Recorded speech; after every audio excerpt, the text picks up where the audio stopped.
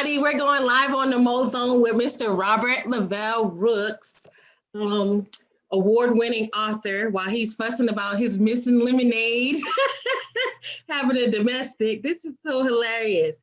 I'm so excited to be able to talk to him as an author doing fiction. That's something that that's something you would like to attempt to do. But boy, it takes a special person to be able to create characters and make them come to life. But I know that we're going to enjoy talking to Robert, and Robert does some great things to bring these characters to life. He does a lot of research and things like that. So again, this is the First Lady Erica with the Mozone, coming to you with another wonderful author on a Sunday evening. Please make sure you like and subscribe. You can find Robert will be taking a little break from social media next year, but make sure you friend him, check his books out. He has a great page on Amazon, so you could check out his books. I'm gonna stop sharing the screen so now I can see you. Robert. Hello, hello. So good to see you. We hadn't talked in a while. You've been overseas for business. Right. Good to see you. Thank you for having me. Good to see you. So it's the end of the year. What have you been doing?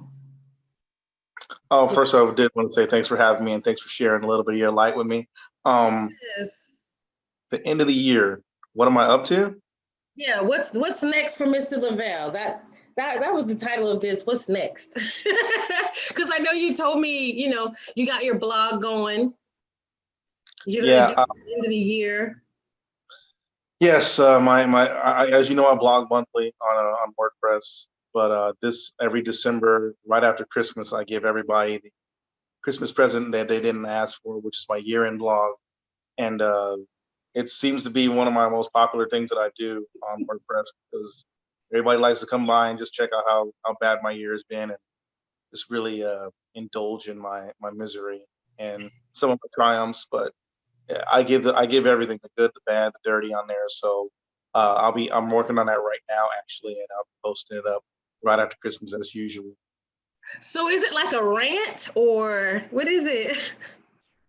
Yeah, okay, so it's actually really, it's kind of organized. I have sections. I do it every year, and it's grown to the part where basically I just tell about work, travel, food, people I've been seen with, and then there is a long rant at the end, which is usually pretty aimless. Just really like probably this year I'll be bitching a lot about the pandemic and all that, and just really talking about how messed up this year has been for me and everybody else.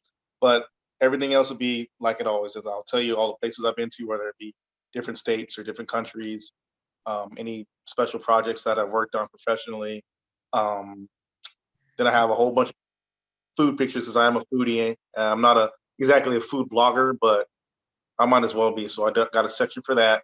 And then any pictures that I'm caught in anyone else throughout the year, I'll put them in there, tell them who they are, what relationships are. And then there's a next section about my writing, what I've been doing, what I've accomplished, and what's next on board for me. And then after that is a pretty long, ridiculous rant. Absolutely. Cool. So your first book came out in 2012. Is that when you started writing, or that's when it got published? No. That was the first book that I published. I started writing. Wow, I know it sounds cliche, but I started writing when I was a kid. I published my first work of art when I was 17 years old. I actually not published, but copyright.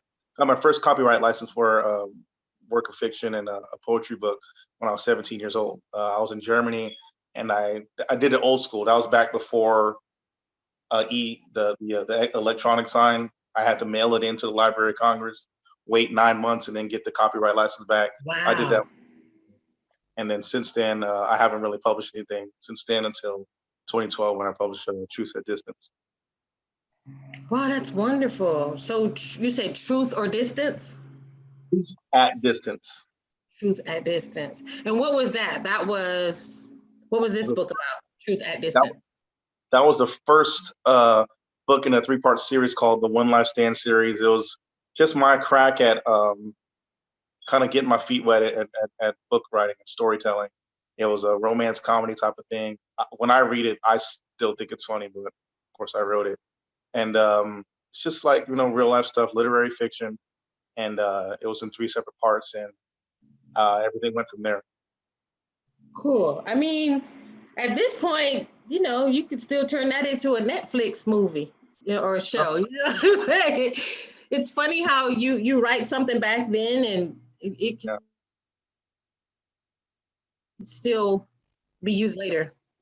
It's funny because I drew this maybe in 1996, and I got it colored last year, and then turned it into this last year. So that's like that's a long time. I'll just be quiet. That's a long time. So, when you create, that stuff lasts, and, who knows what you can do with it. So what made you pursue fiction? Because I think everybody always wants to write a story about themselves, and you chose to do fiction. Yeah, because I respect everybody that wants to write their biographies and everything, or their memoirs. But I never wanted to do that. I wanted to be a storyteller, and I wanted my art to imitate life. And everybody has a story. I mean, everyone has a story. Every time you tell somebody that you're a writer, or every time someone sees that I'm an author, they're like, man, I thought about writing a book, or I started writing a book. It never fails. Every single time someone's said that, because everyone's got a story, but not everybody's a writer. And so I never really wanted to go that route. And honestly, my life hasn't been that exciting to where I'm going to write about. I don't even want to talk about what I write about myself. But so no, now the funny thing about it is, though, my first book, my main character did have aspects of myself in it. He was kind of like the guy that I wanted to be, but it wasn't about me. So that's why. And that makes sense. Because, a portion of yourself, you have to fill in the depth. And where do you get the depth but from yourself? Had you ever thought of getting a ghostwriter or employing, had you ever had to get a coach or any outside professional help? No. If I felt like I needed a ghostwriter, I wouldn't do this. Writing is something that I need to do, which is why I keep publishing books. I haven't been on anyone's bestseller list. I'm an award-winning author, but I haven't sold so many books to where I'm a household name, of course. So it's something that I do because I need to. So if I needed help to do it, then it just wouldn't be my thing. It wouldn't be something that I need to do. It would be people who I think get paid to write need that, because they got to come up with so often on an interval when they're paid to do it. But me, I'm just doing it because it's something that I have to do. I need to do it. So I would never need that kind of help. If I did, then I'd just stop. So do you you obviously have a lot of discipline. Do you feel that your military background, did that help you at all with meeting your deadlines and finishing your goals? Or is it just the passion that drives you, that keeps you going? I'd have to say it's most of that. Although the military did help me out with a lot with time management. I will give them that. Time management is so important, because we always say that we didn't have the time to do something, but that's never the case. It's always about what you make time for, as we all know. So the military did help me with managing my time, so I could make time for the things that I want to do, things that I need to do, and prioritize. I know. A friend of mine, well, Jeffrey, we were talking, and he said he wrote his first book. He did it mostly on his iPhone. Wow. That is some discipline. But I mean, I text pretty fast, so I probably could finish a book on the phone. But so the guide on bearer. Tell me what that one's about. The guide on bearer. Are you ex-military? Yes, I am ex-Army. Okay, cool. All right, so Never was able to run fast enough to actually carry their guide on. So this is like, okay, so the Guide on Bear was a semi-fictitious account of my time in Air Force Basic Training in San Antonio. I was the Guide on Bear, so the reason why I've always called it semi-fictitious is because um, a lot of it's true. A lot of it is exactly what happened to me in basic training. Excuse me. I was the Guide on Bear in basic training. I was the Guide on Bear in tech school or AIT for all you Army and Marine folks. And it was just a real close to home story that I did, and I embellished a little bit because, like I said, it is fictitious, but it Mhm. was most out the 7 weeks. It started at the bus ride down to the MEP station, and then it ended with graduation and a denouement at the end that talked about what happened to the main character after basic training. Yeah. That I mean, that's a lot of glory. The guide on bear gets some pretty good glory, don't they? They Exactly, a lot in Air Force. I mean, in basic training, because yeah. you so much. You're supposed to be your guide on bear should be your best drill, your best at drill. They should be the best marcher that you have in the flight. So since they have a lot of eyes on them, they're a good whipping post. They really are. I think throughout the whole 7 weeks, my name was Idiot Guide. First name Idiot. Whoa. That was my Yeah. name. Yeah, I put that in the book and everything. It's a pretty decent read. It's also got it's on Audible. It's my only book that I have on Audible, unfortunately, right now, and it was narrated by a professional narrator named Robert D.I.B.M. Did a great job in narrating the book. It's on Audible, free if you got Prime, and I think it's a lot better to hear it. You did a good job. Yeah. I like listening to books while I'm driving. So people don't know it too. If you have the other one, what's the other thing called? It's not oh, Kindle. Alexa will read your Kindle books for you. I just found that out. So even Isn't though there huh? mine like Melodrone? Isn't her voice kind of like I don't know if I can hear Alexa read me a whole book. I want to hear her voice. I think you can control the speed, and then Oh I yeah. think you get to choose the voice. I think so.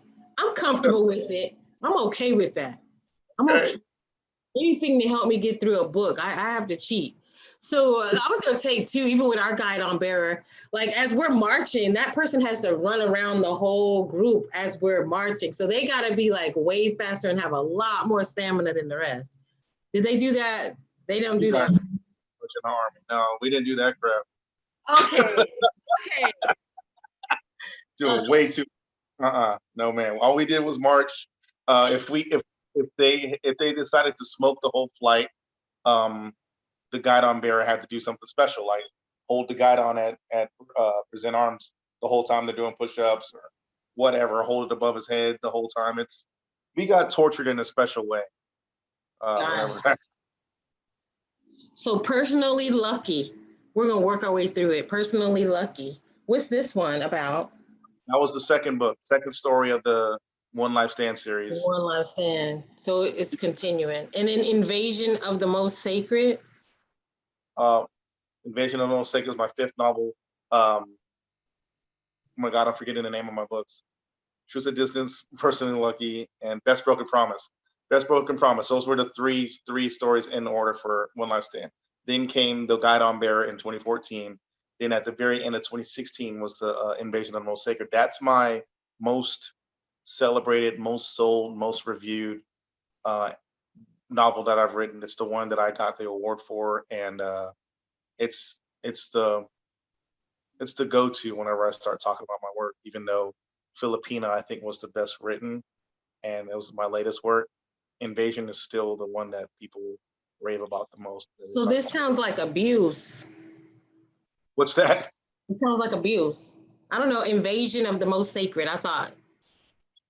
It gets a little gritty because it's got a lot of it's it's real time, real life world, uh, world war type things going on. So everything that happened whenever we go somewhere for a fight regarding our military, um, especially as of late. The things that happen at Abu Ghraib and things like that. Everything that we do wrong, everything that they do wrong, all the things that happen in the name of war. I mean, none of it's good. So basically, Invasion of the Most Sacred was the idea that came to me when I was in Afghanistan for like the fourth time. And I was sitting there at work, and I was looking out at the field east of Bagram. I was in Bagram Air Base, and there's this sea of MRAPs, the big mine resistant ambush protected vehicles, the big armored trucks that we have in the army now. Right. There were just hundreds of them. I mean, as far as the eye could see, unused. They were all ready to go, all gassed up, but they're just as far as you could see. And I'm like, what are we gearing up for? Are we gonna invade Iran or something? I mean, that's how many trucks we had that we could line them up along the border of Afghanistan and Iran and just drive through the country. So that's literally what I wrote the book about. It was about what would happen if the world powers got together to thwart terrorism, because it's not good for anybody. War is good for money, for economies, but terrorism is not. Terrorism scares away people for for places to live, for tourism, all kinds of things. Nobody wants to invest in a place that's rich in terrorism. So Right. they all got together and they're like, let's get rid of terrorism. So there was a big fight against the small sects of terrorism, whether they're in the Middle East, the Philippines, or the continent of Africa, Russia, Georgia, wherever they were. We went in and we took care of it. And I wrote about all the gritty stuff that does and can happen. And I guess that's the reason why it was so popular. That cat that cat really freaked me out just now. I'm like, what is it moving behind her head? I thought it was a snake. Oh my God. He does a cameo every now and then, but he wasn't there before, right? I don't know, man. I That really don't, scared I don't even notice it anymore because every like where I am, he's just like right there. me. All this snake-like figure moving by her head. I'm like, Erica's Oh, about to and get hit. the tail, yeah, he's a crazy guy. Oh my God, now he's sneezing. Get out of it. Anyway, sorry about that. But that's my homeboy right there. He's with me, ride or die. Nice. He'll Good ask to you the have. next few questions. So, um, okay, so that seems to be two dealing with the military. And then Filipina, I saved that because I saw so many women holding your book. And I'm like, how did Robert write a book that would engage Filipino women? So it had to be very well written. It had to be very captivating of the voice of the women or the audience. So how did you even pursue that? Why did you even pursue that? How did that even come about? Well, back with the Invasion of the Most Sacred, I wrote that book from three different points of view, and one of Right. those points of view was from a Persian female, and that's when I got my feet wet with writing from a female point of view, and it turns out that I'm actually kind of good at it. So when I wrote Filipina, it means literally of Filipino woman, Right. um, they I think they just appreciated that I was writing about them, but not if you go online and you look up books about Filipino women, they're all these gross, creepy, cringy how to date Filipino girl books, like how-to books from Western men. Mm. They're not about the heritage. They're about how to get the women and what they're like sexually and all this other shit. And once they found out that that's not what I was doing, and I was writing about them, I was telling their stories, telling their stories. The book was really based on stories that were told to me from them. I just wrote the book. So when they saw that I took their stories and kind of immortalized them and put them out there in the right way, um, they appreciated it. They appreciated that I was talking about their culture, things that really happened to them, because the things that happen to them can happen to any women. However, they've got their own exclusive issues. They've got their own exclusive set of issues coming from that, what we like to call a third world country, coming from a culture where they mainly send their women off to be the breadwinners for the home. That's not what we're used to. We're typically used to the man being sent away to be the breadwinners. Well, over there, it's the women. I've always said the greatest sport of the Philippines is the Filipino woman. So the man stays with the children, right? Or wherever he wants to be. Yeah, it's not. I've just heard of cases where the men, it's like, oh, we have 5 kids, and mom goes over to the U.S. and she sends home money. Yeah, absolutely, and they do it with a smile. Like, they've got a very unique but very typical way of life over there for the women. I could tell you probably 3 things about any Filipino woman that you see randomly, and they be true. And I know stereotypes aren't good. Nobody likes them. But if you ask them, like, hey, you see that Filipino girl right there? I guarantee you she likes to sing karaoke. Or I guarantee you she likes to dance. Or I guarantee you she likes to cook this certain dish. And they'll be like, wow, you don't even know me, but these things are true about me. And that's just, it's very, very rare that you won't find some of these things be true about them. They just love the stories. They love that you're talking about me. And that's when the book actually came out, and they started sending the actual book selfies in with the book after they read it. And they're like, I can really relate to Janine. Janine, I'm a single mother. I went to nursing school, so on and so forth. And because I don't know, being a nurse for a Filipino woman is pretty much like it. That's a very common goal for a Filipino woman to want to be a nurse. They're the world's best nurses, I guess. I don't know how that came about, but it's just the way it is. So they appreciate these stories being told, especially from somebody who's not from the country. They look at they're like, how does this guy know this? So it was I think it's great for them to see that the stories coming from someone who's not even from the country. Yeah. I guess I've known 3 Filipino women, all 3, I would have described them as this, having the heart of a servant. They definitely don't mind giving or serving. My friend Carol, her mom used to bring food to us. I mean, it would be as if somebody was throwing a picnic every week, and she would bring it to the hospital and individually sliced bread, individually sliced tomatoes. And it's like, oh my God, like, your mom did this for us. Like, it was amazing. And then my one friend, she used to call me Sweetie. She would call me Sweetie. She would never call you by your name. She always calls you Sweetie. But she was like the super sweetest person. As soon as she came over, she was married like really fast, because she was just like this super nice person. So, and she met a good person, and they just instantly hit it off. And she was just a really good person. And it is, they do have a unique struggle. It reminds me of the Joy Luck Club. I don't know if you watched that movie. That's one, and I haven't seen it. It's definitely, the situations are universal, like mother-daughter relationship, but the moms each had this unique stories of different types of pain, and it was just showing you the relationship, how now the children were born in the US and maybe they didn't appreciate certain things about their parents, and it kind of went into depth of why this person is the way that they are.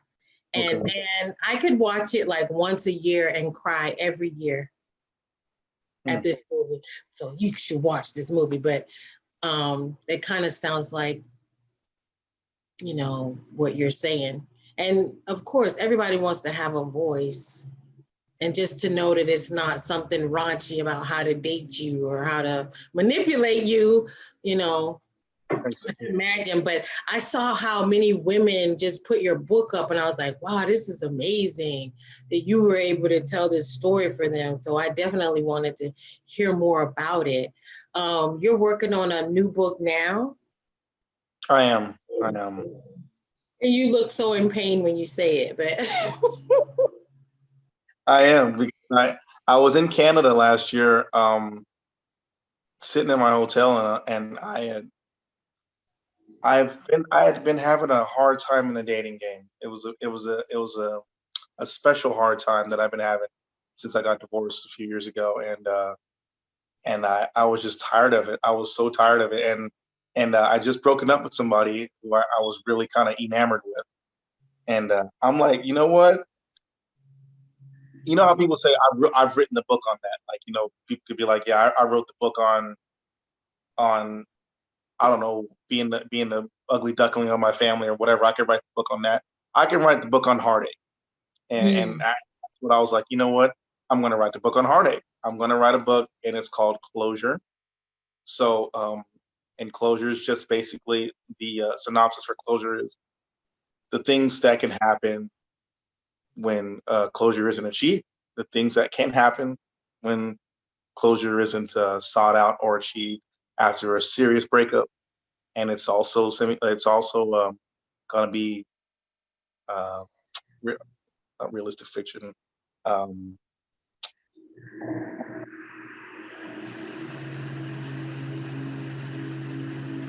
oh, you went silent. Ruh-roh. Can you hear me now? Yeah, I can hear you now. Yeah, it So, was supposed to be done this month, and I kind of dropped the ball on that, like really bad. So it's my new prospective date to be done with it is again this time next year. But I got the book covers done for it already, and then I'll do beta reading probably in the fall of 2021. So I'll probably hit you up for that and just see where it goes from there. cool. I was gonna say that that's a changing situation. Like you're in the middle of changing, so it's kind of hard to complete a project like that because on this day you feel this way, but as you begin to go out into the world and start to feel better and change and grow, and now you're dating or you're engaged, so it's kind of hard to go back to that moment It's very true. to So finish it. yeah, no, it's very insightful. You got a great point. I mean, I guess I could relive that to write the story well, but it's not like I don't really want to. But it's not like I still don't have that story in me.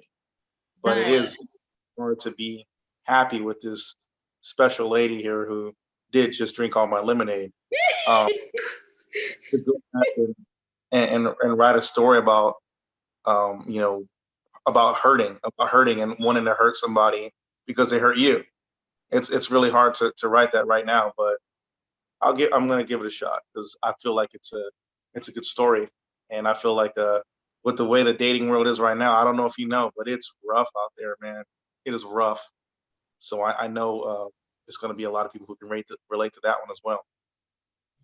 I don't know if I even want to comment. I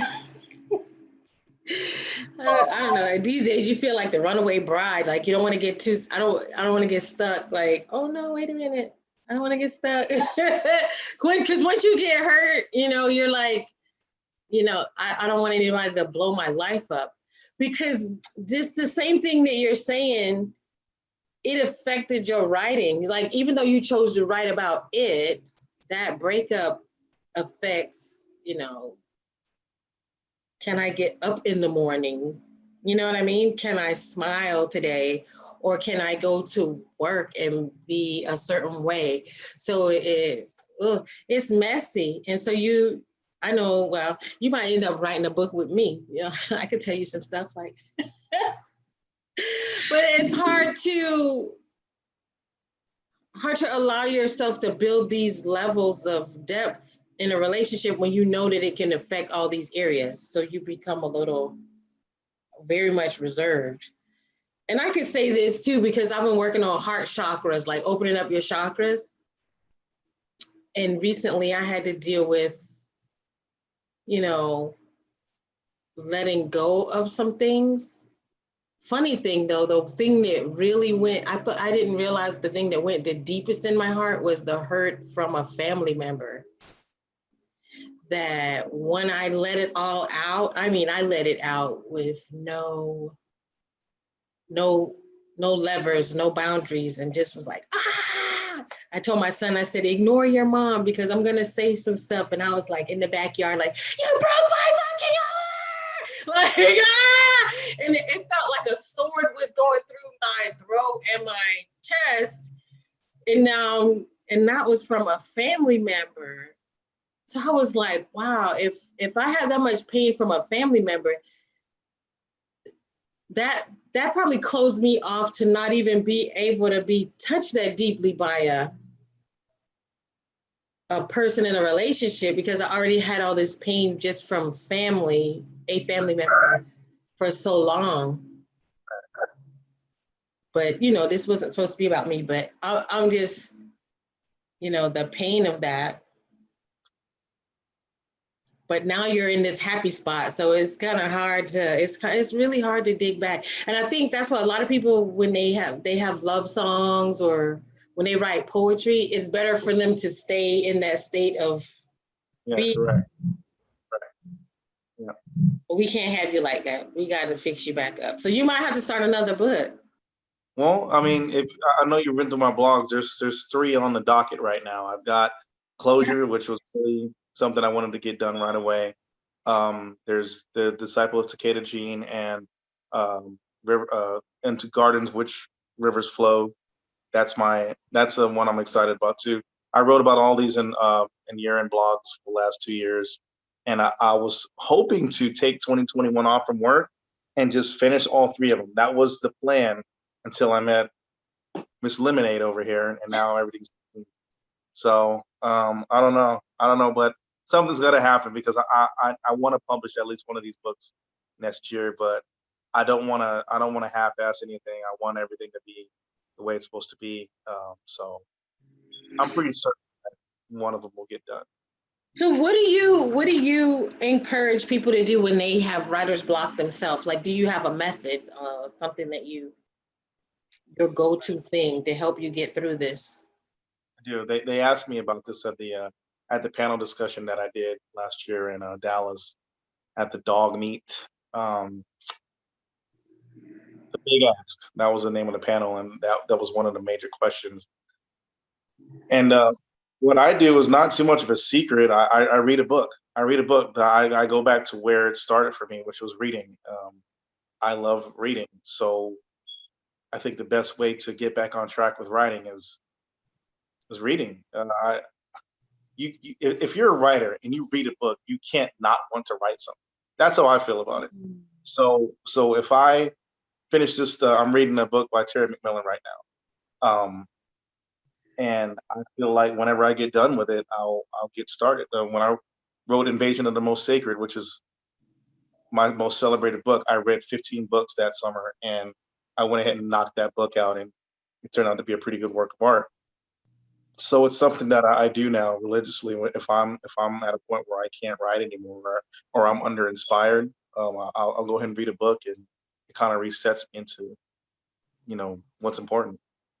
So when you're reading it, is it do you get the feeling like, oh, if I wrote this, I would have done this differently, or is it just pure inspiration?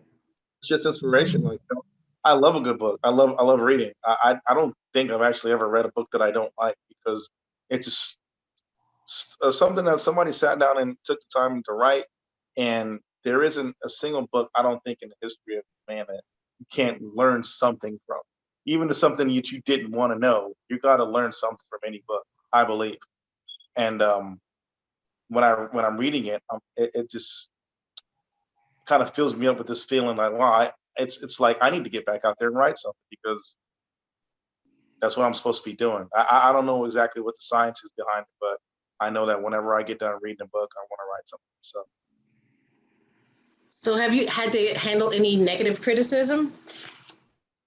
Oh yeah, that was my second panel discussion. I'm sorry, because that was the last time I spoke publicly. They gave me this whole panel discussion by myself called what not to do as an author or something like that. It was, and I'm like, damn, why'd y'all give that to me? But it was great because I know all about negative. I don't want to say negative, but critical feedback. It's and it's ugly these days. In the days of where we're on the internet, we feel like we can say whatever the hell we want Oh to yeah. happen to us. So I've had some people say some really outlandish shit to me, to be honest with you, on reviews. And as you know, you can't erase a review. If a review goes up on Amazon or Goodreads or wherever it may be, I can't do anything about it. Whatever they say is whatever they say. And I've been touched in some very deep places by some reviews because stuff. You know, I spent I published 6 novels so far. I spent a lot of hours, days, and weeks and months writing these books for somebody to just turn around and be like, "This was trash," or "This was garbage," or whatever, just to say it. It's like, I don't know.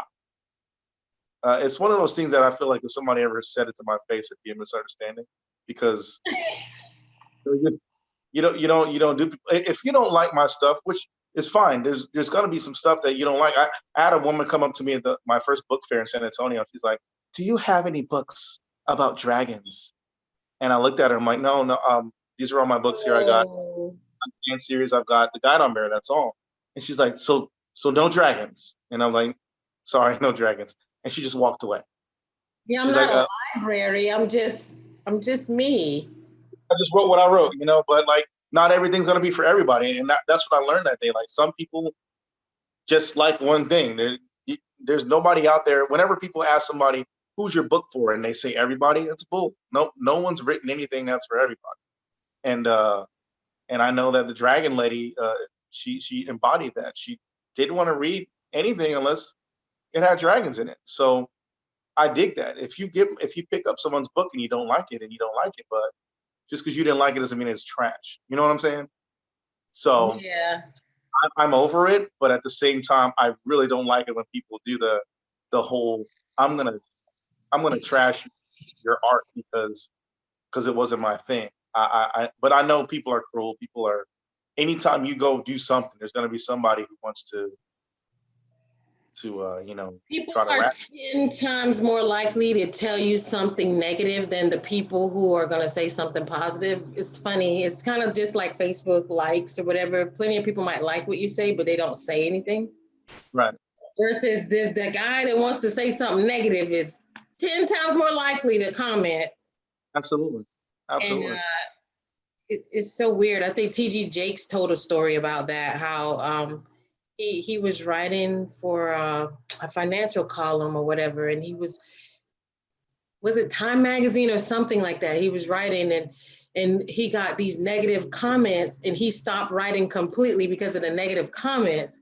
And the publisher told him, he was like, "Don't you know you're not writing for that person anyway? Right. The people who really count, they're too busy to make negative comments." Absolutely. Absolutely. So Absolutely. I know it's so funny. I just started my YouTube page and the first comment I got, I was like excited, and it was somebody advertising porn. Like, "Go to this link if you." I was like, "What? You stopped on my page to do that?"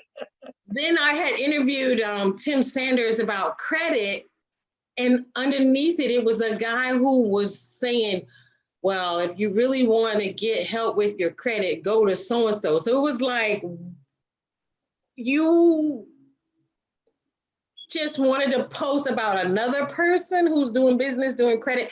And then another guy saying, basically, credit is the road to hell. So I was like, okay, I'm not going to delete these. I'm going to leave these. This is fine. Universe, I accept it. But it was just like, yeah.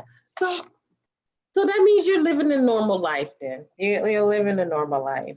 So has this been at all like emotionally draining, or I don't know, sometimes maybe like when you're facing the fact that you want to finish these 3, is it ever a thought like, I'm going to chuck all 3 of them?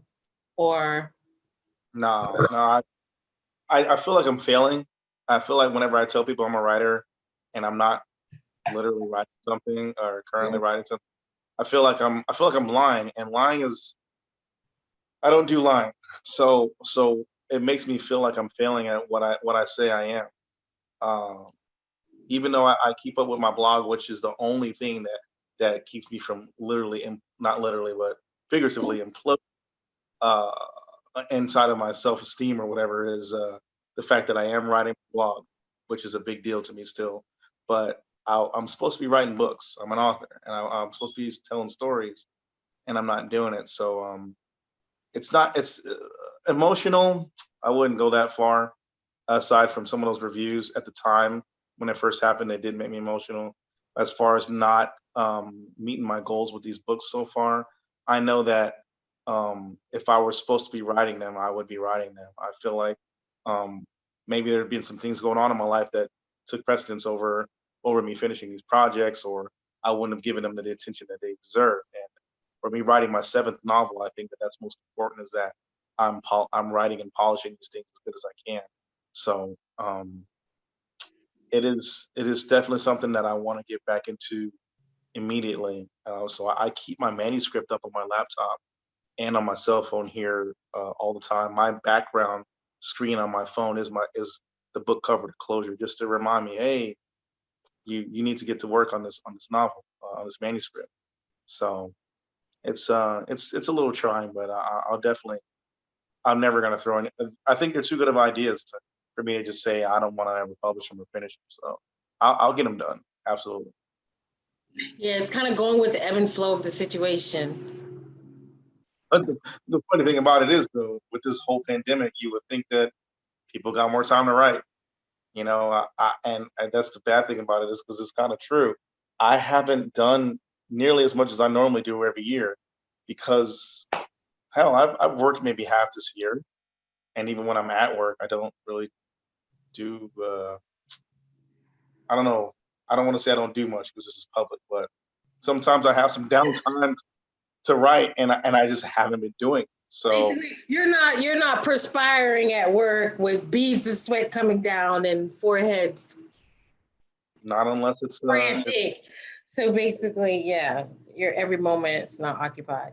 no, Who would you say was your favorite character so out of far out in of your all. writing? In your writing, Oh man, that's a tough question, man. I mean, I don't have a huge catalog, but I got 6 books, a lot of characters, man. I don't know, man. That's not fair. I don't like that question. I don't like that at all. Uh, but if a gun to my head, I would. That's rough. That's a good one. You didn't tell me about that one. That's a good question. Um, ah, man, it's rough. That's a good one. Give me 1 second. Give me 5 seconds. I have an answer for you. Terrell. Terrell from Filipino. Terrell from Filipino. Terrell is he's a Air Force guy in Nevada. He's married to Cora, one of our 4 Filipinas. Filipina is written from 4 different points of view, from 4 different Filipino women in different parts of the world, different situations. Cora got is the American Filipino. She's the Philam. She was born in the Philippines, but she didn't grow up there. She doesn't really relate to it, kind of like the movie you told me about. So she kind of, and she even goes to the point of rejecting Filipino culture because she doesn't like the questions that she gets. Like, a lot of Asian Americans or whatever, when you come up to them and ask them where they're from, they don't like that. A lot of them don't like that question. They'll be like, "I'm from Los Angeles." I'm like, you know what I meant. Ohio. Yeah. You know what I meant, and they're like, okay, well, my parents are from Taiwan or whatever, but like, so she doesn't like any of it. She doesn't eat Filipino food. She doesn't have any aspirations to go to the Philippines, so on and so forth. Her husband's black, and she is just your typical girl from Las Vegas living her American life. Just happens to be Filipino. And Terrell is her very loving, very uh, playful, very sarcastic husband, which again probably it's Reminds you of you. so. I think it'd have to be Terrell. Okay. Was there We were talking about this the other day. The characters have to be so dynamic. Do you follow the 5 archetypes? Like, do you make sure to have the 5 archetypes included in your? No, I don't know how far you've read into Filipina, but I have not. I don't think there's any uh, You're classroom not taught. you're not doing textbook. You're doing what the Yeah, people that got just it. going. Yeah, Because sometimes I guess this is what we discussed when the 5 archetypes, there's always like this guy that's like so far to the left, such a jerk. And you're like, how does he end up around these people? Because if this was a normal group of people, you'd kick this guy out. Is there like this person or any character that you've had that's like, he represents the worst, someone that you really wouldn't want to even be around, but you represent that character in the book? naturally have that, and that's just because that's just life. There's always at least that one guy.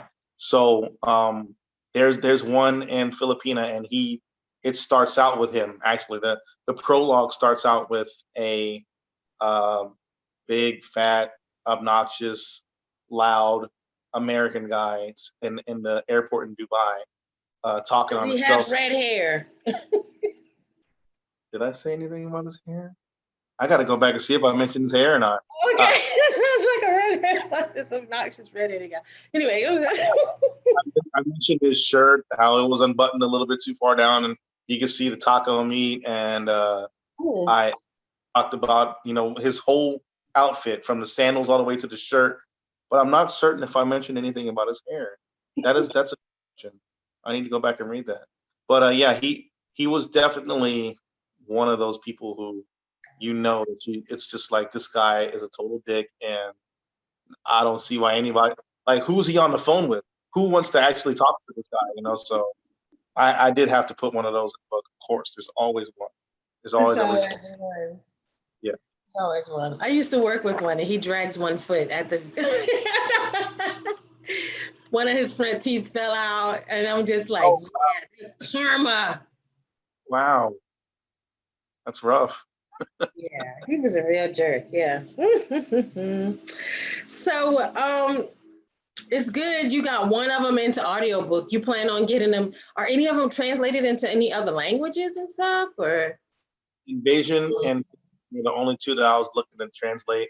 I wanted to do Invasion in Farsi and Arabic, and Filipino in the Tagalog, of course, but I haven't done either of them yet.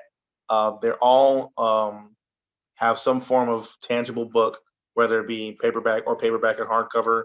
They're all on Kindle and Nook. Like I said, God on Bear is only on audiobook. I would love for all 6 of them to be on audiobook, honestly. Not sure why I haven't done that yet, actually.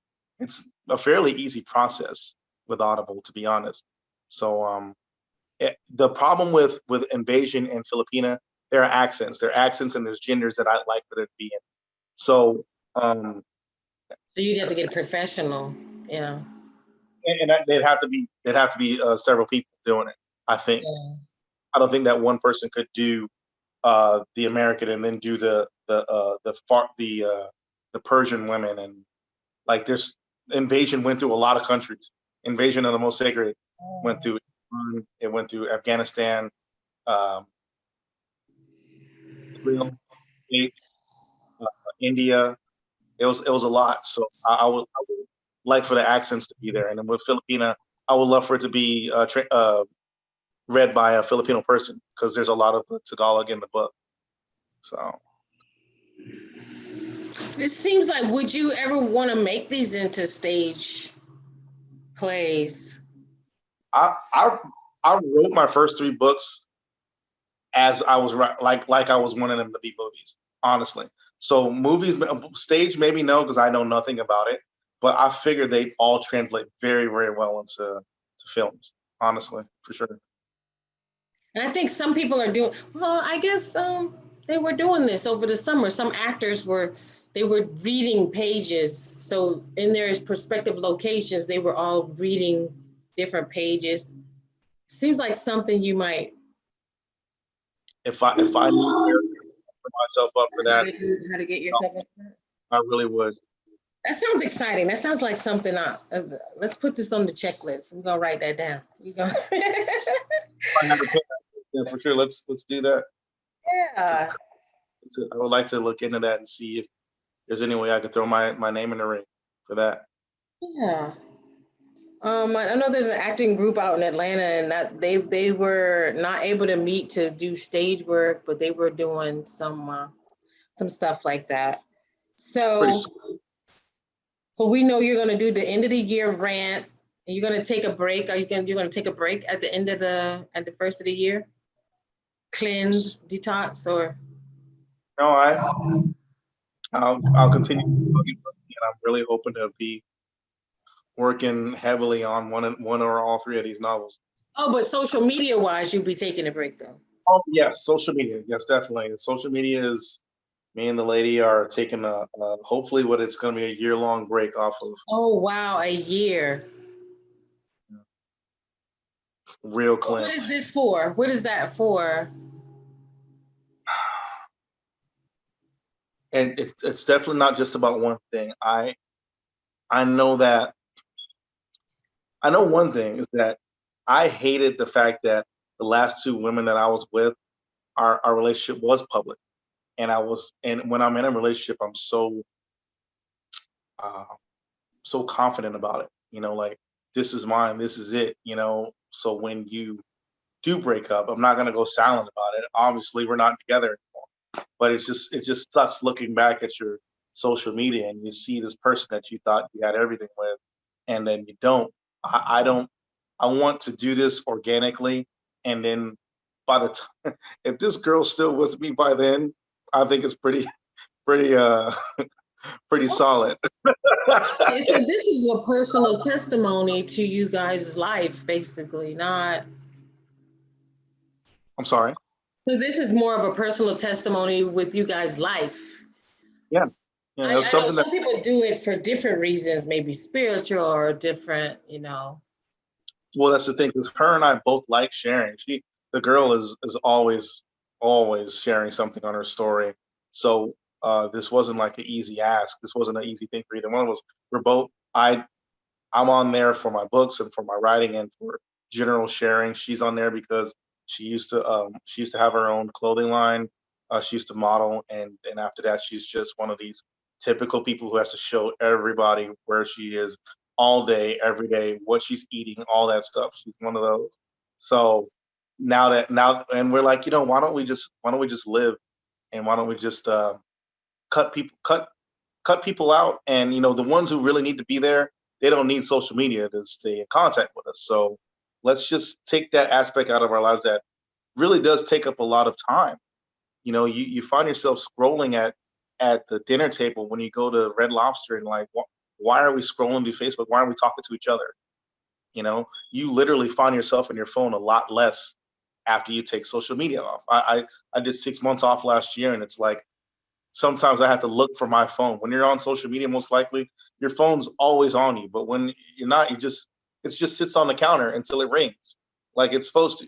It's not supposed to be the thing that we're always on for no reason. We feel like we've always got to be in it. So I'm like, it was kind of like a group idea with us.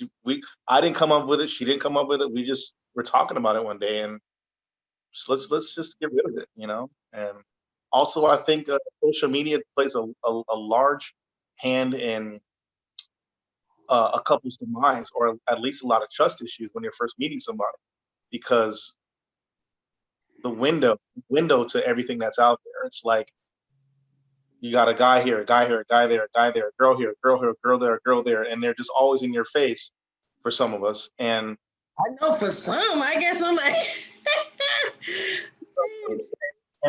No, I'm pretty sure that's your fair share too. But for some of us, it's like it's always there, and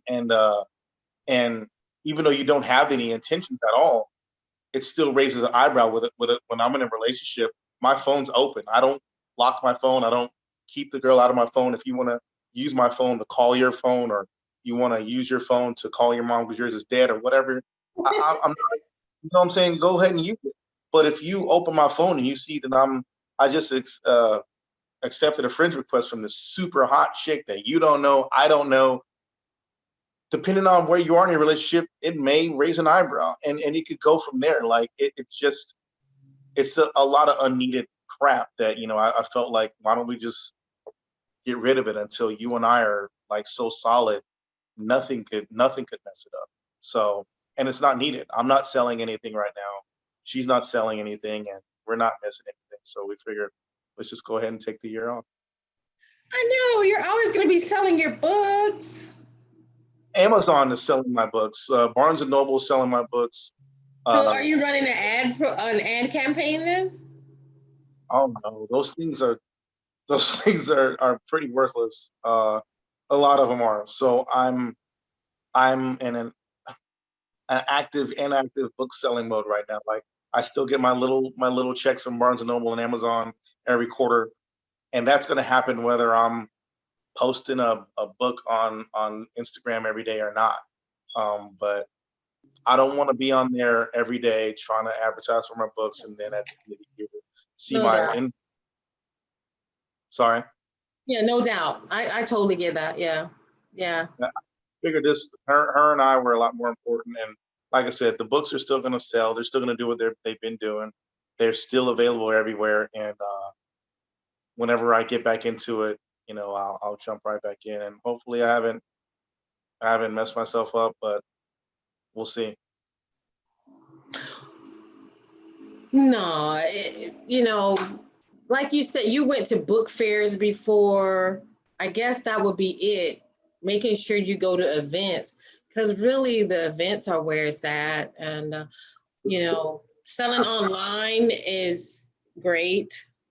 It is, you know, you're open to the whole world all at once. But your biggest dent, I guess, really is going to the events and meeting people and actually handing out the books, you know? So Where I was at the launch in the Philippines, when I launched Filipina, that tell us about that. How did you do that? Or how did you go about your presence in the Philippines? Well, when I finally published it, this was the first book that I ever self-published. I indie published my other 5 books. I self-published Filipina. I did it 100% by myself. I bought a whole bunch of them from Ingram Spark, who was my print-on-demand printer. Boxed them up, and put them in my suitcases and went to the Philippines. I bought the cheapest ticket to the Philippines I could find. It was terrible. I flew from here. Stories never go the way I think they're about to go. This is really good. It was terrible. It was from here to Houston to Hawaii to Guam, then to the Philippines. Now, I know those sounds like great places, but I wasn't hanging out there. They were layovers. So I had an hour layover in Honolulu. Then I had an hour layover in Guam. And then I got to Manila in like 2:00 in the morning. I'm tired, I'm sweaty, I stink, and I just want to be at my hotel. So it was a terrible trip. I probably will never do that route again. But the fact is that I was on a budget. I just bought a whole bunch of books. I just published the book.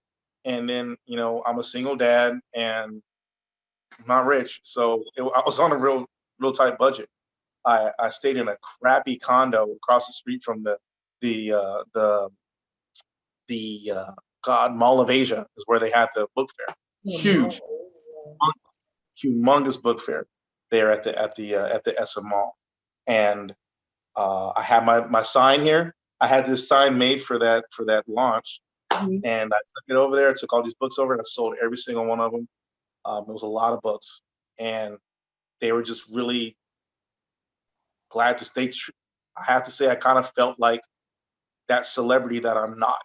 You know, I really felt like I was somebody, and they bought up all the books. Everybody wanted to take pictures with me. It was great.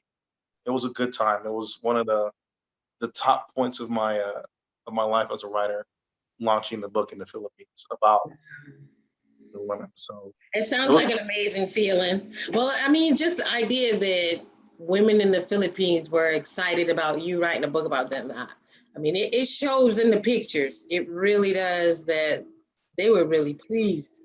And it's a huge statement, you being your African-American man that, you know, wrote a book that represents them, and they were very happy. So, you know, that was very catching to me.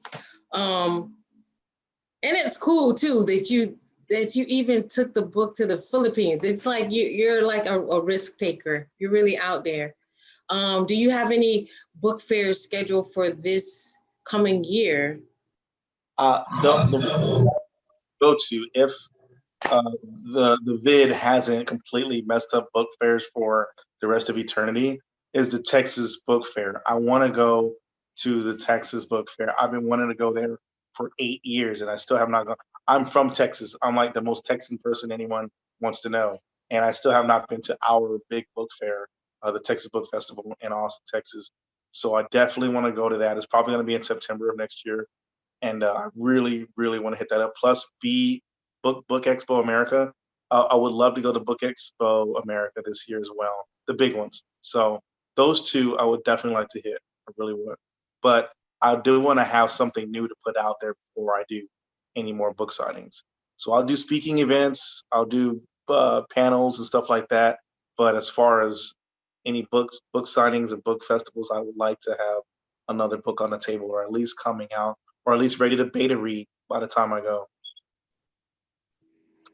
I know I went to Comic-Con, and they actually had authors at Comic-Con discussing their writing and stuff. Mm-hmm. Mm-hmm. Gosh, I'm trying to think of what my favorite.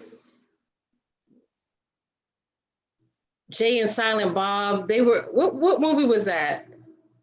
Jay and Silent Bob Strike Back. Dogma. The original movie that they were in. Mallrats. Where the store wasn't supposed to be open. He's like, I'm not even supposed to be working today. Oh my God. Clerks. Yeah, Clerks. So I went to Comic-Con wanting to see the guys from Clerks, the guys who wrote it. Of course, they sent a film instead, a film about the making of Clerks. And then I went to some of the writers' conferences there. But you would think everything was geared towards cartoon type characters, but still there was room for writers as well. Yeah, absolutely. I went to Comic-Con in last year. I went to Comic-Con here in Bell County with my daughter last year. I was Thanos and she was Gamora, and we painted ourselves, did the outfits and everything, and we went there and we met Karen Parsons from The Fresh Prince of Bel-Air. She's got nothing to do with any comics or nothing, but she was there, one of the people signing autographs. So yeah, I noticed that Comic-Cons were not just for, anime and Marvel and DC. It's anybody who's got some artwork to show, they can go. And the funny thing is, I have a book that I'm trying to write about my favorite anime, the Disciple of Takeda Gene. So I've also considered going to Comic-Cons as well with my stuff. So I've got my eye open to it. I want to have something fresh the next time I show my face out there. Yeah, we went to the one in Tampa. It was so huge, and people went through so much detail with their outfits. I mean, I saw a dog dressed like Yoda. I saw a woman dressed like a Princess Amidala. There's this one cartoon where the whole guy had like a mechanical suit, and I was just amazed at, even people who dress like wrestlers, imitating wrestlers and things, and people from all races and all. And I really was impressed because I just thought, oh, it's going to be so probably nerdy. But I know what I wanted to see. I wanted to see, the thing from Clerks, the guys from Clerks, but the range of characters that they had there, it was just like, I'm just stopping people like, let me take a picture of you. Let me take a picture of you. Yeah, it probably would be a lot of fun as an author to stop in and do something like that. Man, that'd be amazing. So we know you're going to disappear for a year from social media, but your the live events. So you just have to keep us posted with your live events, where you're going to be. We're out here in Orlando, Florida, and you're not in Texas now, though. I'm in Austin, Texas. Oh, you're in Austin. Yes, ma'am. That was fun. No. I was out there at Fort Sam Houston too. And so we went to Austin a couple of times. That's where you go, like if you want to go from bar to bar. Yeah, because San Antonio sucks. So that's where everybody comes to party in Austin when they get tired of their town. Yeah. Yeah. So yeah, we know Austin. Call my friend Melinda and be like, oh, remember Austin? We had a good time. But Texas in general was just a great place. Great place. So maybe you'll make it out to Kent. I don't know. It's so hard to say where we're going to go this year because of, flights and so on. So I'll just, I'm hoping this all goes away and disappears nice and neatly.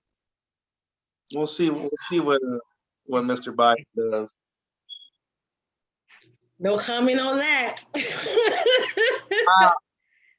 I know you do have a comment, but we'll talk later about it. We'll talk later about that. So anything you want to share with people, like inspirational tips for any other writer, anybody who wants to buy your books, like any messages you would like to?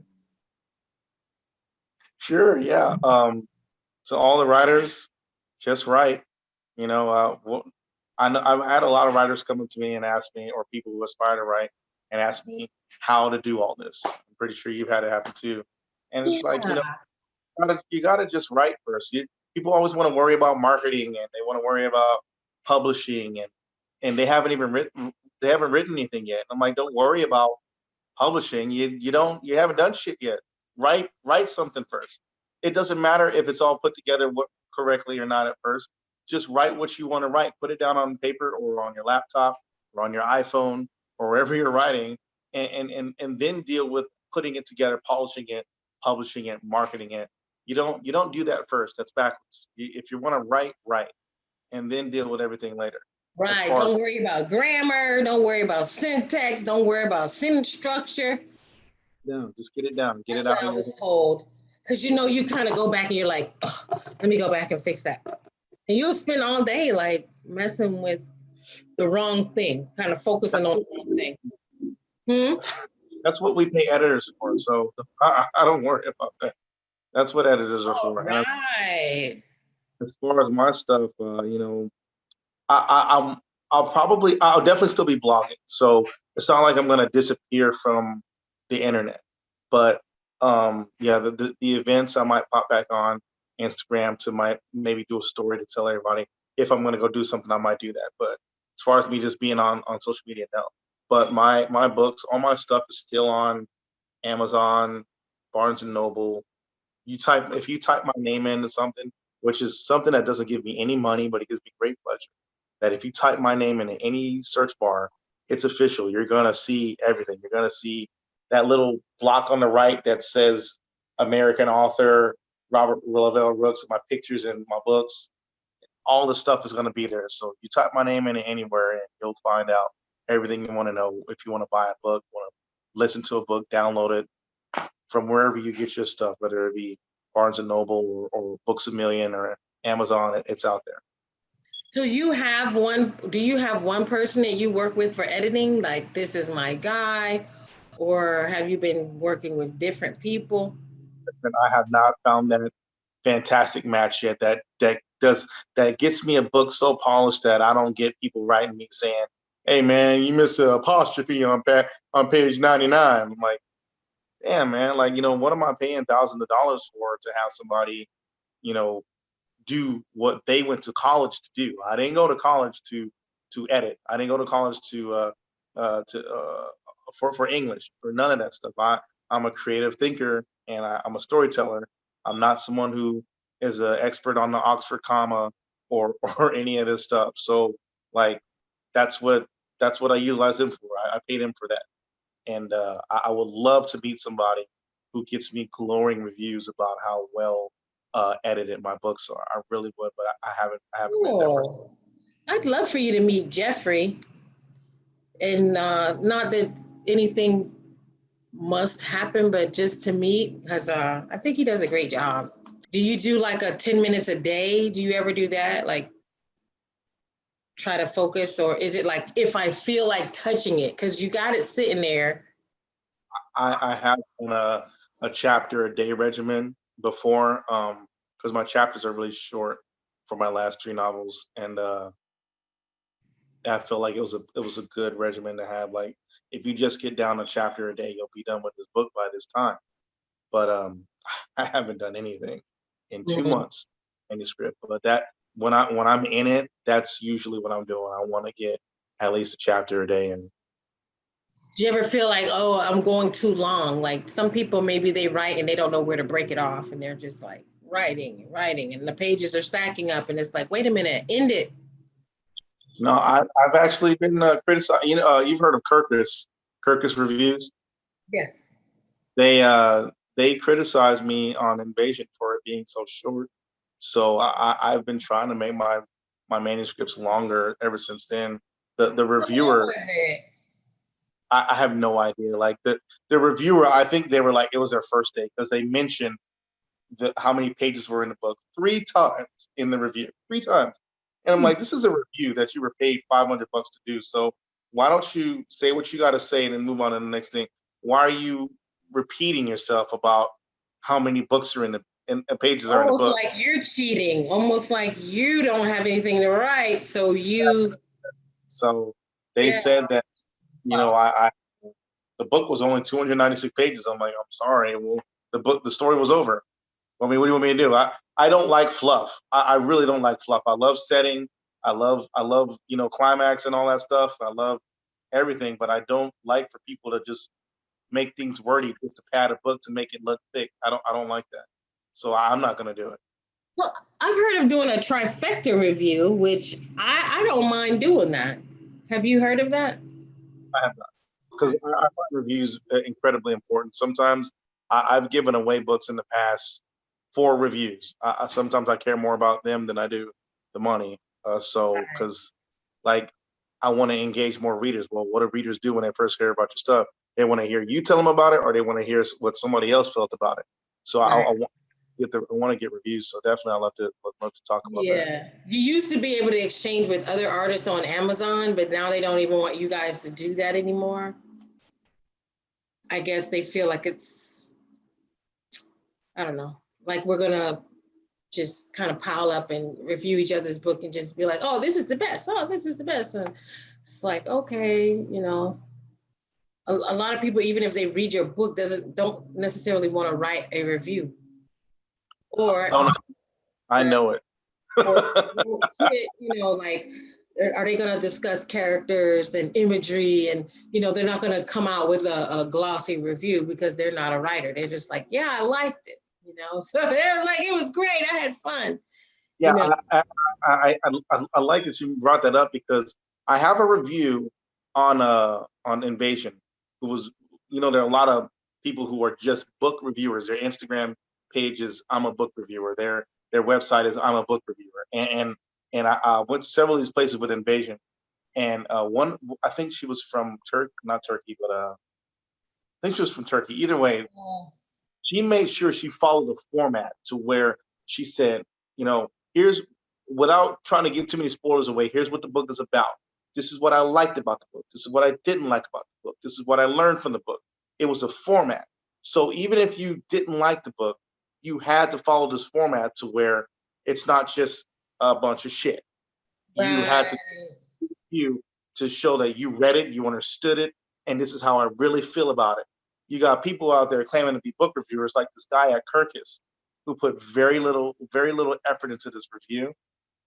He didn't follow any kind of format. It was just blah blah blah blah blah blah bad. I didn't like it. It was short, and I'm like, this isn't a book review, especially from the name in book reviews, Kirkus. You would think you'd get something more inclusive out of this, something more subjective, but it was just crap. Like I wish that people were, if they're doing reviews professionally, they'd stick to some kind of format.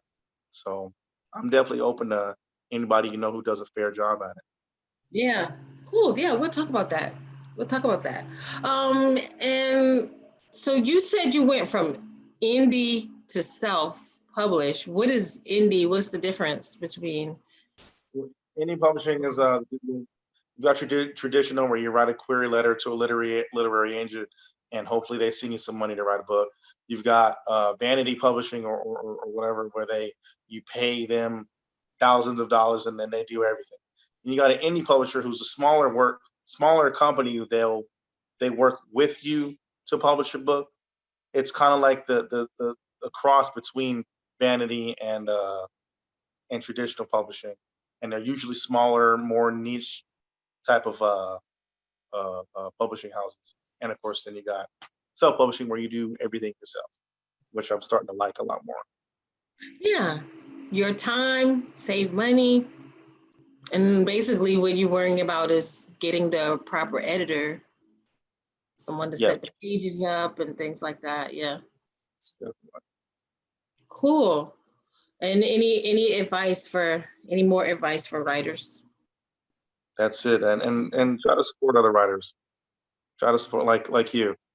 Be like Erica. Try to support other people doing what you do. It's an invaluable thing. You gotta. I mean, it's kind of rough being out here in a saturated market where everybody who has a laptop thinks that they're a writer. So, support people who are serious about the craft. Yeah, I bought some pretty crappy books for $20. They were like 86 pages. So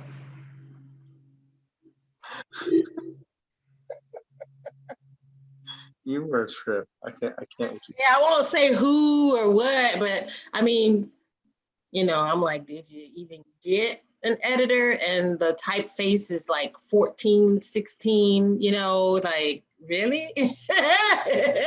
But it, I don't want to get started on, but you're right. I feel you. oh, you've seen this before. Of course. Okay, good. Well, at least I wasn't the only one who got robbed. So, okay. I mean, you do it to be nice, for people, but Yeah. Yeah.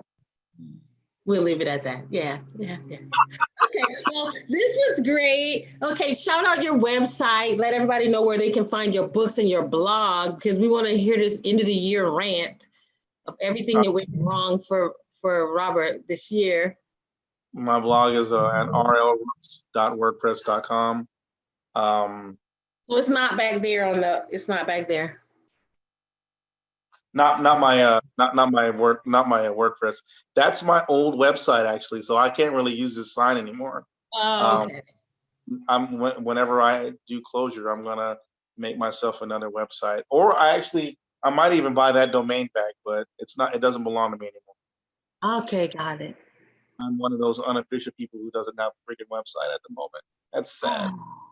That's sad. We'll blame it on your ex-girlfriend. Let's do that. All her fault. She ruined everything.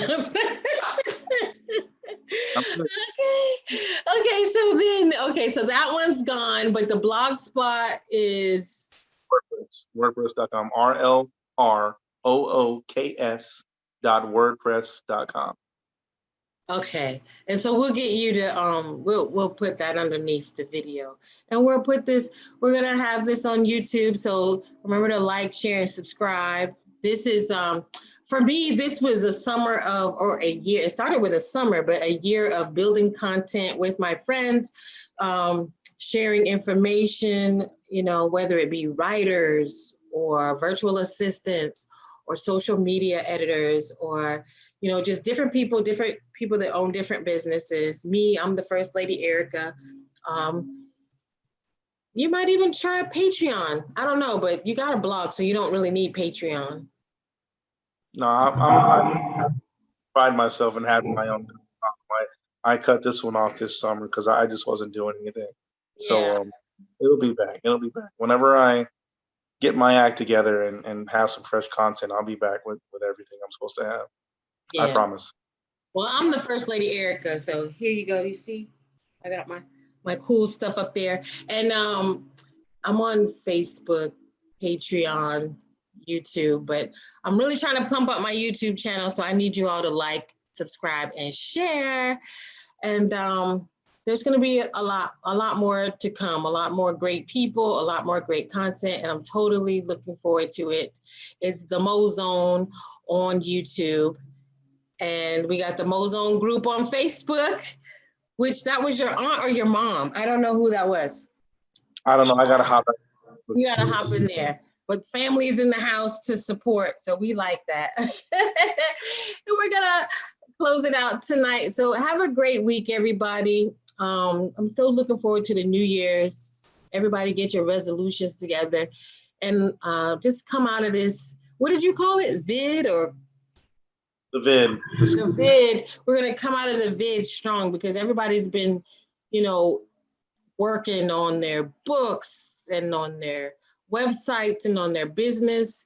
And it's going to be a new year. And it seems like things have been stressful, but I know that great things are to come. We're entering to the golden age, the age of Aquarius, and it's time for us to rise up and prosper. It is. Namaste, brother. Definitely. Yeah, definitely. So I